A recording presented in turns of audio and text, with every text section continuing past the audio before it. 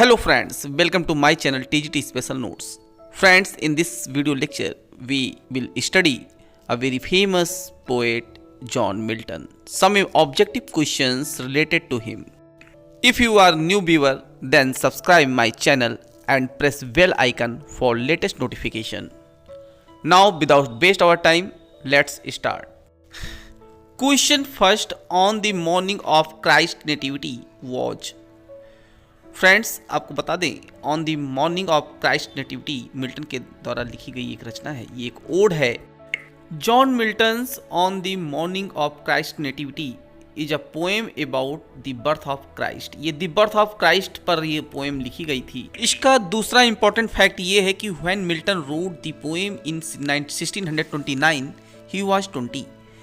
जब इन्होंने ये पोएम 1629 में लिखी थी तो उस समय इनकी जो एज थी वो 20 थी। तो आपका फ्रेंड्स राइट ऑप्शन हो जाएगा ए 20। इस पोएम से रिलेटेड फैक्ट 3 है।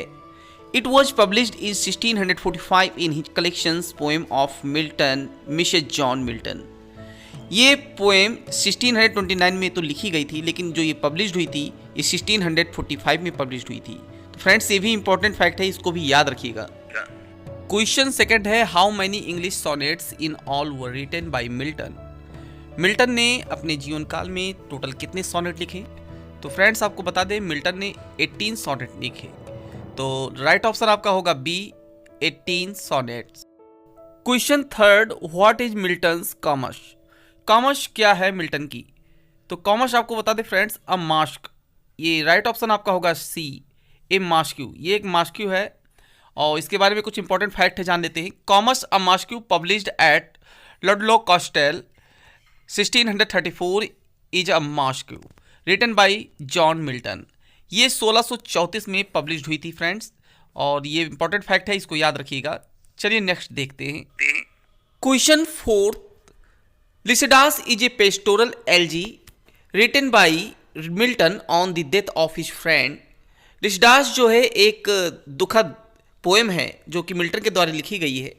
तो फ्रेंड्स यहाँ पूछ रहा है कि ये किस मित्र की याद में इन्होंने लिखा था ये पोएम। तो फ्रेंड्स आपको बता दें कि ये एडवर्ड किंग जो कि इनके एक फ्रेंड थे, उन्हीं की डेथ पर इन्होंने लिसिडास लिखा था। आइए कुछ इंपॉर्टेंट फैक्ट भी जान लेते हैं जो कि आपके एग्जाम में बहुत ही हेल्पफुल होंगे। फैक्ट है, the main themes in Lycidas are death, rebirth and corruption. जो इस पोएम का मेन थीम है ये भी पूछा जाता है एग्जाम में। तो इसका मेन थीम है डेथ, मृत्यु, रिबर्थ, पुनर्जन्म एंड करप्शन, भ्रष्टाचार। सेकेंड फैक्ट है, grief but also the nature of death, the corruption of the 17th century Christian church, the desire for poetic fame and the hope of immortality. यहाँ कहने मतलब ये हुआ कि जो मृत्यु है, प्रकृति की मृत्यु से यहाँ पर जो दुख होता है उसको जो है इस पोएम में थीम बनाया गया है। The corruption of the 17th century, उस समय 17वीं शताब्दी में जो क्रिश्चियन चर्च थे उसमें भी जो है करप्शन आ गया था। लोग जो है ईश्वर को नहीं मानने लगे थे। तो ये भी एक प्रकार का जो है थीम इसमें रखा गया है।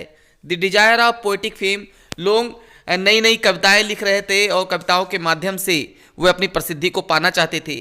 तो ये सब चीज़ें उस समय थीं और लोगों के अंदर एक आशा आ गई थी कि वो कभी मरेंगे नहीं, अमर होने की जो आशा थी उनके अंदर। इस थीम को भी मिल्टन जी ने अपने इस पोएम लिसिडास में दिखाया है। तो फ्रेंड्स ये इंपॉर्टेंट फैक्ट्स है, इसको आप याद रखिएगा एग्जाम में। चलिए नेक्स्ट क्वेश्चन देख लेते हैं। फिफ्थ क्वेश्चन है, Milton borrowed the idea theme for commerce from. Milton ने जो कॉमर्स मास्क्यू लिखा है तो इसका थीम क्या है फ्रेंड्स, आपको बता दें कहाँ से इन्होंने लिया है। तो होमर्स की जो ओडिसी है, होमर्स ने एक रचना लिखी है ओडिसी, इसी ओडिसी से इन्होंने अपना ये थीम लिया है कॉमर्स का। तो राइट ऑप्शन आपका है सी होमर्स ओडिसी। क्वेश्चन 6 है, Milton drive the title for the Areopagitica from the Greek word एरियोपेगस।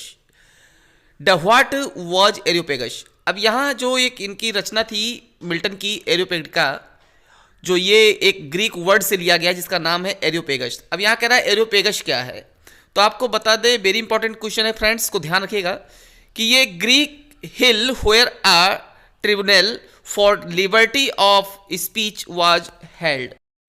एक एरियोपेगस जो है ये ग्रीक हिल है, एक पहाड़ी है जहाँ पर एक बोलने की स्वतंत्रता पर जो है न्यायाधिकरण संपन्न हुआ था। तो यही एक राइट ऑप्शन है फ्रेंड्स, को याद रखिएगा, ऑप्शन नंबर सी।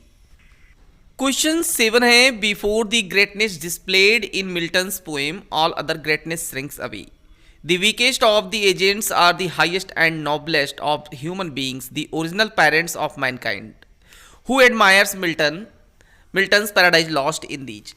मिल्टन की पैराडाइज लॉस्ट को इन लाइन्स को बोलकर किसने उनकी प्रशंसा की, इस महाकाव्य की?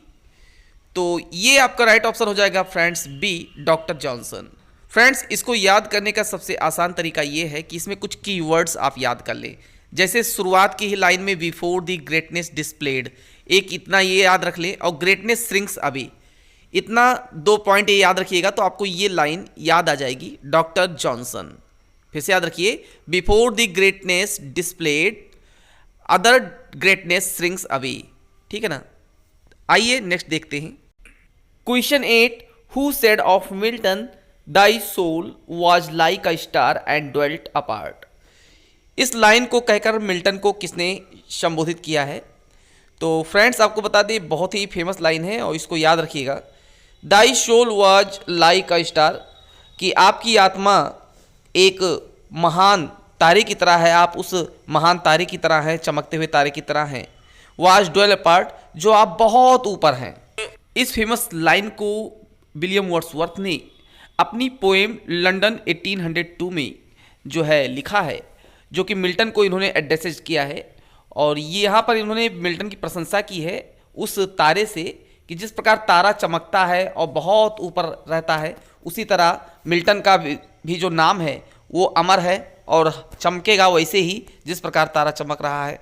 और उनकी प्रशंसा उन्होंने इस तरह से की है। Question 9, Milton thou shouldest be living at this hour, who remembers Milton in a sonnet. Milton को किस पोएट ने अपनी सोनेट में ये लाइन से संबोधित किया है और उसको याद किया है? तो फ्रेंड्स आपको बता दें, ये भी पोएम वर्ड्सवर्थ के द्वारा लिखी गई है, एक लंदन 1802, इसकी ये फर्स्ट लाइन है और पोएम का नाम भी यही है। तो इसको जान लेते हैं, इसका मतलब क्या हुआ। यहाँ पर जो है वर्ड्सवर्थ मिल्टन को याद करते हुए कहते हैं कि मिल्टन इस समय आपको क्या होना चाहिए, जीवित होना चाहिए, क्योंकि इंग्लैंड को आपकी ज़रूरत है। तो राइट ऑप्शन आपका होगा फ्रेंड्स डी, वर्ड्सवर्थ। क्वेश्चन 10 है, मिल्टन लिव्ड थ्रू। मिल्टन जो है का जो एज माना जाता है, ये कब से कब तक था? तो ये 3 एज में इनका जो है समय काल रहा है। इनका वर्क्स जो इन्होंने लिखा ये 3 एज में डिवाइड किया गया है, the Caroline age, Commonwealth age and Restoration age. ये 3 एज है, तो राइट ऑप्शन आपका होगा फ्रेंड्स ए। अब हम जान लेते हैं कि ये तीनों एज कब से कब तक माने गए हैं। 1625 1660, this period is known as the age of Milton और द प्यूरिटन एज। 1625 से 1660 का जो ये पीरियड माना गया है, इसको एज ऑफ मिल्टन के नाम से, और दूसरा इसको हम प्यूरिटन एज के नाम से भी जानते हैं। इसी एज को 3 भागों में डिवाइड किया गया है, the Caroline age, Commonwealth age and Restoration age. तो फ्रेंड्स वेरी इंपॉर्टेंट फैक्ट है, इसको याद रखिएगा। इसके नेक्स्ट वीडियो में हम और भी मिल्टन से रिलेटेड ऑब्जेक्टिव क्वेश्चंस का जो है स्टडी करेंगे, जो आपके लिए बहुत ही इंपॉर्टेंट होंगे। तो फ्रेंड्स आपने अभी तक हमारे चैनल को सब्सक्राइब नहीं किया है तो इसे अभी सब्सक्राइब कर लें जी, और बेल आइकन प्रेस कर लें, जिससे किसी भी लेटेस्ट वीडियो का नोटिफिकेशन आपको सबसे पहले मिल सके। Thanks for watching.